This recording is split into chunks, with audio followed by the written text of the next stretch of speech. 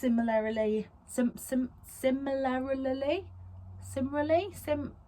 on the 14th of December, this one will come. December, I'm that. I wouldn't say it's fickle. I'm just I will make a snap decision. So, hello, I'm Charlotte, and this is Books and Bargains.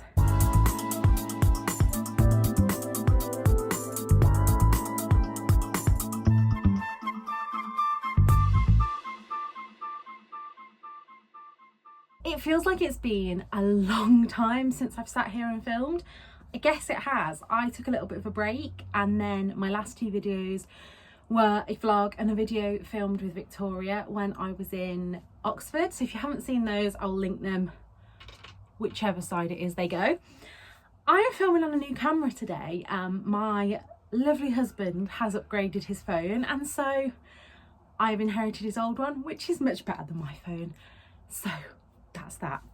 Today I'm coming to you with my most anticipated releases for September, and before I dive into those, I just want to share a little announcement with you. If you already follow me on Instagram, which I know a lot of you do, you will have noticed that I have launched the Cosy Blanket Book Club. That's a mouthful. We meet on Patreon. I was talking to a few people. I was going to do it via Facebook groups, but a lot of people I spoke to that wanted to join don't have Facebook, and this was the most kind of convenient way that I could do it. It does mean that it is £1 a month to join, which is the lowest tier that they do on Patreon. But if you want to join, I will leave the links below. And the first 4 books that we will be reading are these. We're going through the Heidi Swain Nightingale Square series, and then finishing in December with Calling Mrs. Christmas by Carol Matthews. The idea of the book club is it's going to be all cosy, fluffy reads. They're all going to be backlist, with the exception of The Winter Garden, which was a 2020 release. Everything, well, to be fair, actually, because by the time we pick a new book, it'll be 2022, so everything will be from 2020 and older. I am going to be letting the group decide the authors that we pick from next. I just wanted to pick a few months to get it started, and I'm going to aim to always give people at least 3 months notice of what we're going to be reading, as in the spirit of Books and Bargains, I would love people to source their books secondhand, support local charities, and also support local libraries. So without further ado, let's get into the book releases I'm excited for in September. I'm doing this in date order because a lot of you seem to prefer that than genre order. And September, I probably could have picked about 50 books to include in this. So I think I've got either 10 or 11. Some I've already read, some I am reading, and yeah, let's just get going. So the first book being released in September is on the 2nd of September, and I am currently waiting to see if I get approved for this on NetGalley. Fingers crossed I do. And that is Every Day in December by Kitty Wilson. Is it too early to be talking about Christmas? Probably, but I didn't set this release date, the publishers did, so take your beef up with them. I just love a good Christmas romance. Still to this day haven't found a queer Christmas romance, so if we don't get one of those this year, I may have to write it myself for next year, although I'm not a writer. But let's put that way. Anyway, all I needed to know about this is she loves Christmas, he hates it. That's the premise. That is all I need to know. I've said to you before, especially when it comes to thrillers, not that this is a thriller, but I don't like reading blurbs. I don't like to know too much, because I've read a couple of books recently, After Love by Tanya Byrne being one of them, that something that's mentioned on the blurb doesn't happen till a big way into the story. So my brain just finds myself waiting for that bit. So the less I know, the better, really. And so, yeah, hopefully I'll be getting my hands on that one. Number 2 is actually a book that I pre-ordered, and that is Kissing Emma by Shappi Khorsandi. Now, Shappi Khorsandi is better known as a comedian to me, but she's also the author of Nina Is Not Okay. I was going to read that for Mental Healthathon this year after I heard Leanne from Literary Diversions talking about it and saying what a good book it was, but I wasn't in the mental headspace to read it at the time. And this one sounds like it's going to be much of the same. I think that this is her first YA, And it says, Emma is beautiful, men stare at her, girls are jealous of her, yet Emma is trapped by her beauty and by lack of prospects. So it says it's a darkly gripping novel, which I kind of like. I think this may be in the same kind of genre as Only Ever Yours by Louise O'Neill, which I'm hopefully going to be reading in September.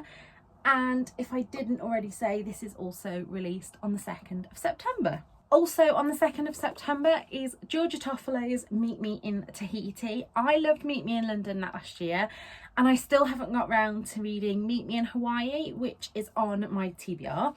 But I believe that this is a companion novel, so I don't think they have to be read in order. I was very intrigued by the fact that our main character is in a wheelchair on this, because the more that I get to know about representation in books, the more I kind of worry when a non-disabled author is going to be penning a disabled character. So I will let you know when I've read that whether it's handled well. But basically it says, where there's always a second chance at a first love. And from what I believe, our main character is a travel blogger, and she is invited to, where is it? Yeah, she's invited to review a luxury hotel in the South Pacific, and when she turns up, her ex-boyfriend is the manager. I'm really getting into this like ex-boyfriend chance of a new love. I used to hate them because when me and my ex-boyfriend broke up, it was a complete dump, complete mess. So I always thought, no, there's a reason why you cut it off and never go back there. But now that I am 12 years on from that relationship and happily married, I'm starting to like these kind of will they, won't they, ex-lover chance. And this was kindly sent to me by the publishers at Mills and Boon, so thank you for that, and I will let you know what I think when I've read it. Then on the 7th of September we have Ghost Squad by Claribel A. Ortega, and I am definitely looking out for middle grade ghost stories this year. I've got some goosebumps to read, and I also do have some adult thrillers. So when it gets to the end of September, early October, I am ready for the spooky season. So this one sounded really good because it said that it was Ghostbusters meets Coco. Now, if you haven't seen Coco, Coco is a Disney film that absolutely broke my heart. In the cinema, I was crying, turned around to hopefully get to, I thought Tom was going to say to me, oh, you know, don't be silly. And he had a glisten in his eyes as well. So anything that meets Coco sounds brilliant. It says that our main characters cast a spell that awaken malicious spirits, and they have to help their witch grandma helps them through. So what more do you need to know about that? I do love middle grade spooky stuff in spooky season because I can be a bit of a wimp when it comes to horror. Like, I like it, but then I'll have to read 3 or 4 fluffy chiclets to calm myself down. Also on the 7th of September is Places I've Taken My Body by Molly McCulley-Brown. Now, this is a non-fiction memoir in a kind of essays and travelogue, living in her body with cerebral palsy. Now, I think it was either Elle magazine or Vogue magazine last year, I read an essay from Molly all about how she struggled with sexuality, and not in the kind of sexual orientation way, but as in she was always told from the media that a different body was not sexual, and that if it was sexual it was because someone was fetishizing it. So it was really a really good essay to read about how she sees her body. And yeah, collection of these. I think it's already out in hardback, but I'm getting the paperback this month hopefully, and yeah, I can't wait to read that. I am getting really into non-fiction from people's own stories. There's nothing better than an own voice's non-fiction to me. And then on the 14th of September, this one will come as no surprise to you. It's Brigid Kemmerer's Defy the Night. I was so lucky to get this sent to me. I didn't request this. I got invited to the Bloomsbury Kids event earlier in the year, and this was just in there. I think I unboxed it on a vlog, and I was talking about the other book when I saw it, and I just totally lost my train of thought. As you can see, I have started this one. I'm a chapter in, and I already know that I'm going to love it, and I've already pre-ordered myself a finished copy. So if you don't know, Brigid Kemmerrer is the author of my absolute favourite YA fantasy trilogy, the Cursebreakers series, which I buddy read with Victoria. And all I have to tell you about this one is a sickness stalks the streets and only the rich can afford a cure. So I think this is going to be political. I think it's coming at the right time. I think anybody with the kind of hate the Tories mentality like me is going to love this. So I'm probably going to sit and read the rest of this today, because it's just, the reason I've been putting it off is because I've wanted to wait till I've got a time that I can just sit and read it in one go. So that's Defy the Night. I will put a picture of the finished cover here because it looks beautiful. And the next book is Emily Blaine's The Bookshop of Forgotten Dreams. Do I need to tell you anything other than that is the title? This is an adult romance with a shy bookworm, a bad boy actor doing community service, and an unruly theatre book. It's like bookshop, theatre group, bad boy.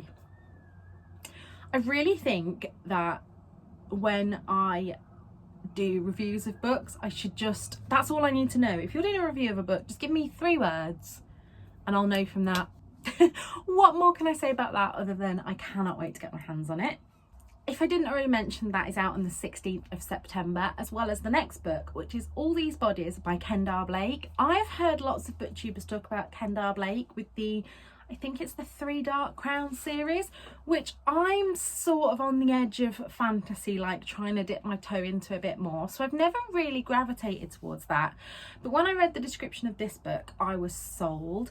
So I've been a bit hit and miss with adult thrillers, but there are certain YA thrillers that I have loved. I love the kind of Karen M. McManus ones. And so when I heard this, it's a killer, and their calling card is that when the bodies are found, they leave them drained of blood. There's an aspiring journalist who meets the accused, and she is happy to tell her story, but only to him. He sees her as this sweet looking girl and thinks there's no way she could have done it, but could he trust in her? By trusting her, could the confession cost his life? And I just think, yes, sold, done, get on my wish list. I haven't pre-ordered all these books. I would love to, but A, don't have the time, and B, I don't have the money, but I'm hopefully going to get to these soon.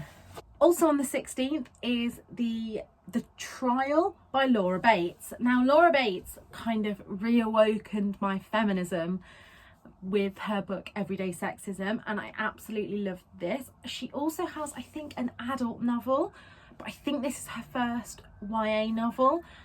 And basically there is a plane crash which leaves a group of teens deserted on an island. There is a terrible secret from a party the night before, and the teens quickly learn that being popular isn't going to help them here. So I kind of think, firstly, any thriller that's set on an area where people can't get away automatically makes me feel claustrophobic, and yeah, a bit like that. What was that? And it sounds a little bit like Lord of the Flies, but hopefully it's a more modern version. And knowing who Laura Bates is as an author, it's going to have a real feminist theme running through it, so looking forward to that. I tried to pre-order this one and my PayPal wasn't working, so I think next time I'm in Leicester I'm going to go and see if they have this at Fox Books, because I feel like I need to read that now. And the last one on the 28th of September is The Matzah Ball by Jean Meltzer. Now, I hadn't heard about this one, and I still don't know how it came to me. I was scrolling and it was there. And this is a Jewish romance, so I'm trying to diversify my reading by reading diversely in the genres that I read. So I read obviously a lot of fluffy, romancy type books, and especially around Christmas time. And this is a contemporary romance about a nice Jewish girl who is ashamed of the fact that she absolutely loves Christmas. It has chronic illness representation, it has enemies to lovers, and she is an author, and is tasked to write a Hanukkah romance. So again, that is another one that I tried to pre-order and my card was not having it. So I'm gonna try and get that one. So I hope you've enjoyed this. If there's any books that you're really excited for in September and you haven't heard in this list, please leave them down below, as I obviously need more encouragement to buy more books. It's not like I've got a lot around me. Eagle-eyed among you will realise that I rearranged my shelves this week. So I moved all my thrillers and everything over there, and then this is just my contemporary TBR. So yeah, that is that. I hope you've enjoyed this video. I feel like I've been on this kind of rambly wave through it. So hopefully Editing Charlotte has done a good job at calming me down a little bit. And until next time, look after yourselves. Bye!